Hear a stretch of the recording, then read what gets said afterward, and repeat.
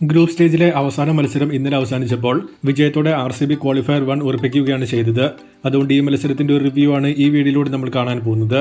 വീഡിയോയിലേക്ക് കടക്കുന്നതിന് മുൻപായി ഇതുപോലെ കൂടുതൽ IPL വാർത്തകൾക്ക് വേണ്ടി ഈ ചാനൽ മറക്കാതെ സബ്സ്ക്രൈബ് ചെയ്യൂ. ഇന്നലെ ടോസ് ലഭിച്ച RCB ബൗളിംഗ് തിരഞ്ഞെടുത്തപ്പോൾ ബ്രീഡ്സ്കെ തുടക്കത്തിൽ പോയപ്പോൾ ഋഷഭ് പന്ത് ആയിരുന്നു ഇന്നിംഗ്സ് മുന്നോട്ട് കൊണ്ടുപോയത്. റീസെൻ്റായി നടന്ന മത്സരങ്ങളിൽ ഫോം ഔട്ടായി നിന്ന താരങ്ങൾ കളിക്കുന്നതാണ് കാണുന്നത്. Travis head, Klaasen Conway, Ishan Kishan, Sameer Rizvi അങ്ങനെ ആ ലിസ്റ്റ് നീണ്ടുപോകുന്നു. അതിലേക്കായിരുന്നു ഋഷഭ് പന്ത് ഇന്നലെ വന്നത്. പവർ പ്ലേയിൽ 55 നേടി LSG പവർ പ്ലേ കഴിഞ്ഞ് അറ്റാക്ക് ചെയ്തപ്പോൾ ഈസിയായി റൺസ് വന്നു. മാർച്ച് 37 പന്തിൽ 67 നേടിയപ്പോൾ പന്ത് 61 പന്തിൽ 118 നേടി.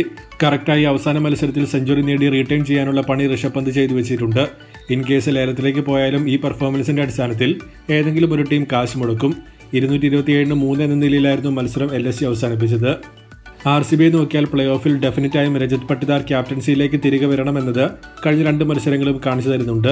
ജിതേഷിന്റെ ബോളിംഗ് ചേഞ്ചസ് ഒട്ടും നല്ലതല്ല. ഇന്നലെ പവർ പ്ലേയിൽ തന്നെ തുഷാരയ്ക്ക് 3 ഓവർ കൊടുക്കുകയും സ്വിംഗ് ഉണ്ടായിരുന്ന എർലി കണ്ടീഷനിൽ ഭുവനേശ്വർ കുമാറിനെ ഉപയോഗിക്കാതിരിക്കുകയും ചെയ്തിരുന്നു.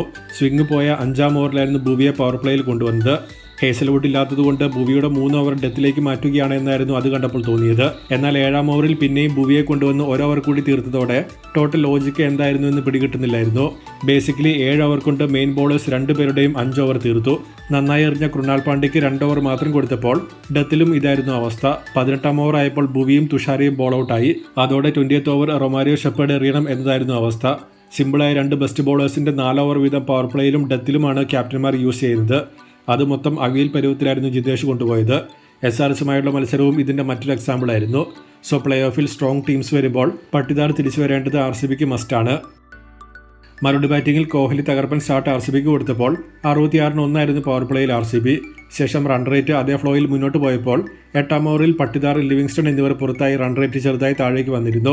12-ാം ഓവറിൽ കോഹ്ലിയും പോയതോടെ ചേസ് അവിടെ അവസാനിച്ചു എന്നായിരുന്നു കരുതിയത്. എന്നാൽ ക്യാപ്റ്റൻ ജിതേഷ് ക്യാപ്റ്റൻ സ്നോക്ക് കളിച്ചതോടെ ഡിഫിക്കൽട്ട് എന്ന് തോന്നിച്ച ചേസ് ഈസിയായി RCB മുന്നോട്ട് കൊണ്ടുപോയി.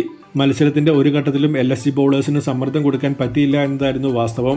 അഗർവാൾ 23 പന്തിൽ 41 നേടി നല്ല സപ്പോർട്ട് ജിതേഷിന് കൊടുത്തു. ഒടുവിൽ 33 പന്തിൽ 85 നേടി ജിതേഷിന്റെ പിൻബലത്തിൽ 18.4 ഓവറിൽ RCB ടാർഗറ്റ് ചേസ് ഡൗൺ ചെയ്യുകയാണ് ഉണ്ടായത്. RCBയുടെ ഏറ്റവും ഉയർന്ന ചേസ് കൂടിയാണിത്. പോയിന്റ് ടേബിളിൽ 1-ാം സ്ഥാനം കിട്ടാൻ 16.4 ഓവറിൽ ചേസ് വരണമായിരുന്നു. അത് വരാതെ വന്നതോടെ 2-ാം സ്ഥാനക്കാരായിട്ടാണ് പ്ലേ ഓഫിലേക്ക് RCB പോകുന്നത്. LSGയെ നോക്കിയാൽ അവരുടെ ബോളിംഗ് മൊത്തത്തിൽ അടുത്ത സീസൺ പൊളിക്കുക എന്നതല്ലാതെ പ്രത്യേകിച്ച് ഒന്നും ചെയ്യാനോ പറയാനോ ഇല്ല. ഒരു പ്ലാനും ഇല്ലാതെ വെറുതെ വന്ന് പന്തെറിയുക, അടിവാങ്ങുക, ഋഷഭ് പന്ത് അത് നോക്കി നിൽക്കുക എന്നതായിരുന്നു മെയിൻലി ഈ സീസണിലെ LSGയുടെ ബോളിംഗ് സമ്മറി. അത് ഇന്നലെയും തുടർന്നു.